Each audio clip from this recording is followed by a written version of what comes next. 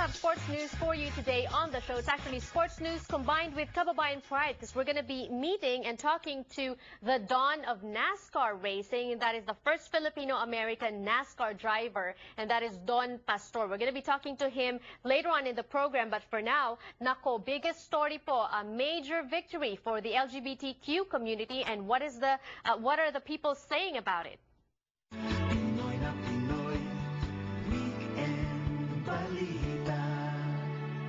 Ronnie Lagos, Editor-in-Chief of Weekend Balita and News Asian Post. Ronnie is joining us via Skype. He joins us on Mondays and Wednesdays here on the show to give us the latest news. And Ronnie, the latest news, biggest news of the day, Southern California ruling on same-sex marriage. Actually, there are two same-sex marriage rulings today done by the U.S. Supreme Court. Janelle, that is the Defense of Marriage Act ruling, 5-4 decision yan, and then the other one about the Proposition 8 that California approved, the Californians approved in 2012, I believe. So yan, dalawang major decisions that were made today. Yes, the first one is the DOMA. The DOMA is dead. We're going to be talking about that in just a little while. But I think what's confusing people right now, Ronnie, is the non-decision on Proposition 8. What's happening?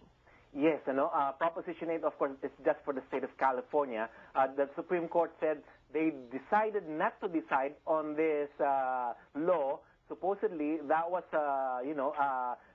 stated that was unconstitutional by a lower court earlier and by the Ninth Circuit Court of California. No, sa nasabi nila ngayon, the Supreme Court said they don't have any standing to rule on this law. So actually, it will be reverted back to the lower court. And in fact, now that although a lot of our LGBT friends are now celebrating because they said that they can now go ahead and get licenses to get married. However, we just got this word from the Los Angeles County Recorder's Office saying that upon dismissal of Proposition 8, the matter has been sent back to the lower courts, where the decision overturning Proposition 8 was issued. The lower court must now take action to lift the stay and issue a mandate effectuating decision before we can issue marriage licenses.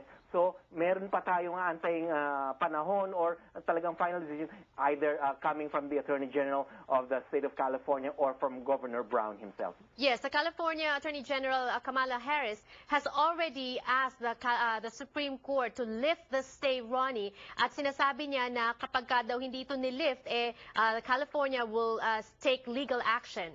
Exactly, pero yun na nga, we will find out. There are two cases, in the state, in Los Angeles County and Alameda County, where Proposition 8 were defended and actually decided, by the lower court. Like I said, as sabi ng lower court, it was unconstitutional, and then they went to the federal court, Ninth Circuit Court, that said also it was unconstitutional. Also, although U.S. Supreme Court Chief Justice Roberts said even the Ninth Circuit Court did not have a standing to decide on this.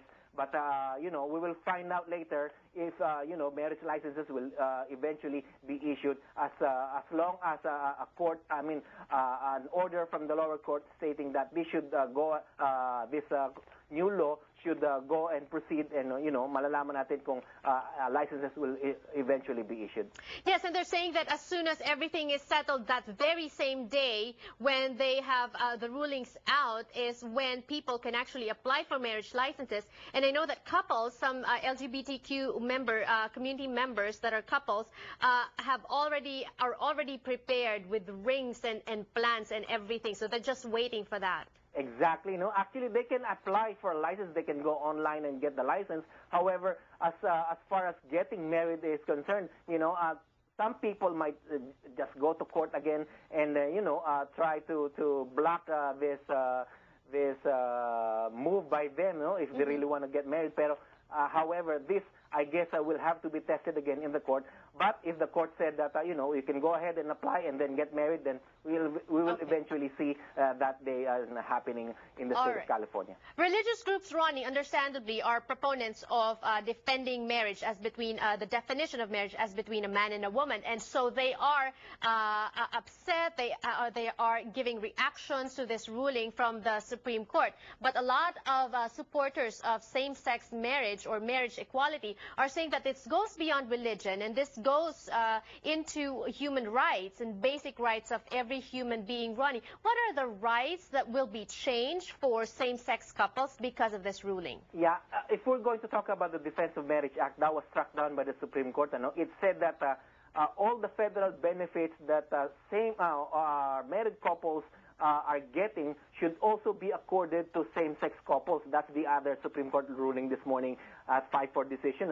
So, ganun din, whoever is married in states who that allow same-sex marriages, they will be accorded supposedly federal benefits now that the U.S. Supreme Court has decided on this.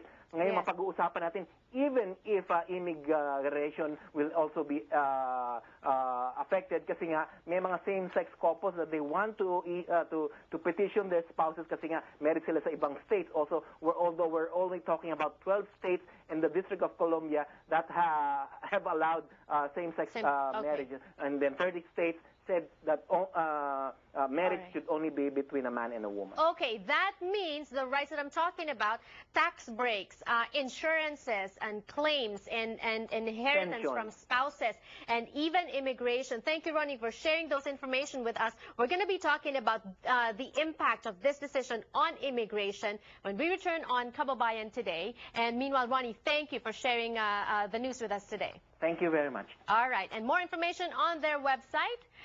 Like I said earlier, when we return on the show, we're going to be talking about same-sex marriage or marriage equality and immigration. Don't go away.